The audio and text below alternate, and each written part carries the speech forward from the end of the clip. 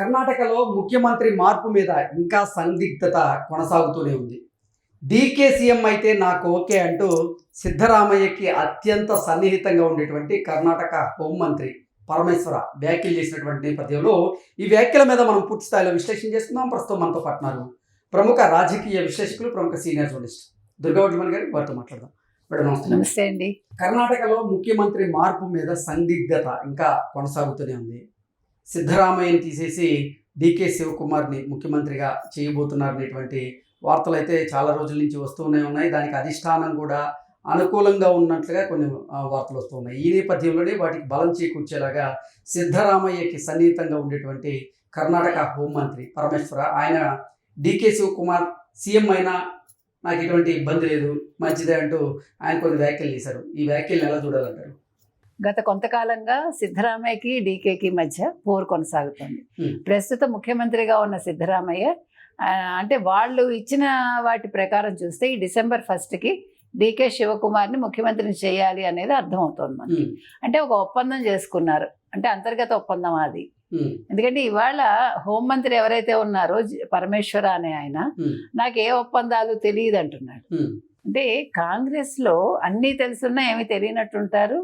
Plus ఎవరికి వాడు నేనే ముఖ్యమంత్రిని అంటాడు, అది కూడా ఉంటుంది. వాళ్ళకి లేనిదే యూనిటీ. అంటే ఇంత పెద్ద పార్టీ అయ్యుండి ఇన్ని సంవత్సరాలుగా ఒక పార్టీ కొనసాగుతూ అంతర్గతంగా ఎవరితో ఎవరికి సఖ్యత ఉండదు. కాంగ్రెస్ కుమ్ములాట్లకు అదే కారణం. అంటే మంచి లీడర్స్ ఎప్పుడూ కూడా పక్కకి వెళ్ళిపోతూ ఉంటారు. ఇప్పుడు ఎవరు హోంమంత్రి పరమేశ్వర్ ఎవరైతే ఉన్నారో ఆయన 3 రకాల నిర్ణయాలు చెప్పడం జరిగింది.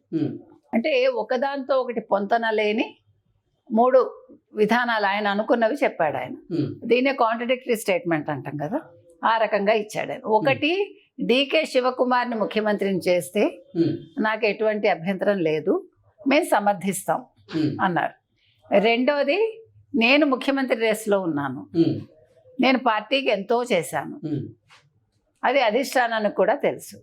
మూడోది, ఖర్గేని ముఖ్యమంత్రిని చేసినా నాకు అబ్జెక్షన్ లేదు. ఇలా 3 స్టేట్మెంట్లు ఇచ్చాడు. మనం ఇందాక చెప్పుకున్నట్టుగా కాంగ్రెస్లో ఎప్పుడూ కూడా అంతర్గత కుమ్ములాటలు కొనసాగుతూనే ఉంటాయి. అంటే సిద్ధరామయ్యకి అత్యంత సన్నిహితుడిగా ఈ పరమేశ్వర అని చెప్తూ ఉంటారు. అటువంటి పరమేశ్వర ఇప్పుడు సిద్ధరామయ్య గారికి వ్యతిరేకంగా ఆయన ఇప్పుడు డీకే శివకుమార్ ముఖ్యమంత్రి అయినా నాకు ఓకే అంటూ ఆయన వ్యాఖ్యలు చేశారు కదా, దీన్ని ఎలా చూడాలంటారు? అసలు ఏం జరుగుతుందంటారు కర్ణాటక కాంగ్రెస్ పార్టీ అంతర్గతంగా?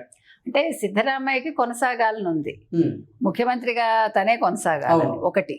ఇంకొకటి, ఎప్పుడూ కూడా మీరు ఒక పీఠం అధిష్ఠించేటప్పుడు మీకు చెప్తారు కదా, నువ్వు 2 ఏళ్ల కంట ఉండకూడదు, 2.5 సంవత్సరాల కంట నువ్వు ముఖ్యమంత్రిగా కొనసాగకూడదు అంటే ఆ రోజు నువ్వు ఒప్పుకుని ఈ రోజు నువ్వు అది కుదరదు అన్నట్టు మాట్లాడితే ఎట్లా? ఇప్పుడు నాకు సిద్ధరామయ్య గారు అలా మాట్లాడుతున్నారా అని అనిపిస్తుంది. ఇప్పుడు సిద్ధరామయ్యకి డీకేకి ఉండే తేడా ఏంటంటే, సిద్ధరామయ్యకి ఓటింగ్ శాతం ఉంది, అంటే అతని కమ్యూనిటీ పెద్దది. డీకే శివకుమార్ దగ్గర బాగా డబ్బులు ఉన్నాయి, పార్టీకి ఇద్దరు కావాలి. సో అధిష్టానం ఎప్పుడైతే నిర్ణయించి సిద్ధరామయ్యకి చెప్పిందో, సిద్ధరామయ్య చాలా మర్యాదగా నేను తప్పుకుంటానని చెప్పాలి. దానికోసం ఆయన వెళ్ళి అక్కడ పడిగాపులు కాసి ఢిల్లీకి వెళ్ళి అక్కడ అపాయింట్మెంట్ దొరక్క నేను వేరే పని మీద వచ్చానని చెప్పి అవసరం లేదు కదా. అంటే ఒక ముఖ్యమంత్రి స్థాయి వ్యక్తి తన డిగ్నిటీని తనే తగ్గించుకుంటాడా? అంటే ముందు నిజంగా లోపాయికారి ఒప్పందాలు కనుక జరుగుంటే ఆ ఒప్పందాల ప్రకారంగా అనుసరించాల్సినటువంటి బాధ్యత ఉంది కదా. ఖచ్చితంగా ఉంది. లోపాయికారి ఒప్పందం జరిగే ఉంటుంది. ఈ రోజు ఎవరికి వాడు గట్టిగా మాట్లాడాలా, లేకపోతే డీకే శివకుమారే ముఖ్యమంత్రి కావాల్సింది అసలు మనకి తెలుసు. అవును, అప్పుడు అందరూ డీకే శివకుమారే ముఖ్యమంత్రి అవుతారు అని భావించారు. కానీ సడన్ గా సిద్ధరామయ్యని తీసుకొచ్చి కూర్చోబెట్టారు. మీకు ఇదే విషయం మీకు తెలంగాణలో జరిగింది. రేవంత్ రెడ్డి అనుకున్నారు కాదు, భట్టి విక్రమార్క అనుకున్నారు, లాస్ట్ మినిట్ లో మళ్ళీ కాదు రేవంత్ రెడ్డి కష్టపడ్డాడు మొదటి నుంచి అని రేవంత్ రెడ్డిని పెట్టారు. అంటే తెలంగాణలో జరిగింది వేరు. తెలంగాణలో ఈ రోజు కాంగ్రెస్ రావటానికి కాంగ్రెస్ని ఏకతాటి మీదకి తీసుకొచ్చింది ఖచ్చితంగా రేవంత్ రెడ్డి, అందులో సందేహం లేదు. ఎగ్జాక్ట్లీ. అంతకుముందు భట్టి పాదయాత్ర చేశారు, భట్టి కూడా చేశారు, అదెవడు కాదని అనరు. కావాలంటే ఒక టర్మ్ ఇచ్చుకుంటారా ఎవరా అది వాళ్ళ ఇష్టం, కాంగ్రెస్ అధిష్టానం ఇష్టం. వీళ్ళిద్దరూ ఆలోచించుకోవాలి. ఇక్కడ అటువంటి అంటే అంత పెద్ద చర్చ అవసరం లేదు తెలంగాణలో. వేరే కర్ణాటకలో అలా కాదు. డికే శివకుమార్ అన్నాక తప్పించి మీరు ఎప్పుడైతే సిద్ధరామయ్యని పెట్టారో, ఇవాళ సిద్ధరామయ్య నైతికంగా తనకి తాను లేదు నేను తప్పుకుంటున్నాను డికే శివకుమార్కి ఇవ్వండి అని ఒక పెద్దరికంగా ఆయన పక్కకి వెళ్ళాలి. వెళ్లకుండా ఢిల్లీ వెళ్ళి ట్రై చేసి డీకే శివకుమార్ ఢిల్లీ వెళ్ళి డీకే శివకుమార్ చెప్పిన దాంట్లో ఇవాళ న్యాయం ఉంది. చెప్పాలంటే ఇవాళ డీకే శివకుమార్ని ముఖ్యమంత్రి చేయాల్సిన బాధ్యత కాంగ్రెస్ అధిష్టానం మీద ఉంది, ముఖ్యంగా రాహుల్ గాంధీ మీద. మల్లికార్జున ఖర్గే కూడా అంటే ఒక సైడ్స్ తీసుకోకూడదు, ఆయన సిద్ధరామయ్య వైపే ఉండకూడదు, న్యాయం ఆలోచించాలి. ఎందుకంటే మీరు కాంగ్రెస్ అధికార ప్రతినిధిగా లేదు కాంగ్రెస్ అధిష్టానం చెప్పిన దాన్ని మీరు ఫాలో చేస్తే ఇవాళ ఖర్గే గారు కూడా అంటే మల్లికార్జున ఖర్గే గారు కూడా ఖచ్చితంగా డీకేకి సపోర్ట్ చేయాలి. కాబట్టి ఇవాళ డీకే శివకుమార్ అడిగే దాంట్లో ఒక న్యాయం ఉంది.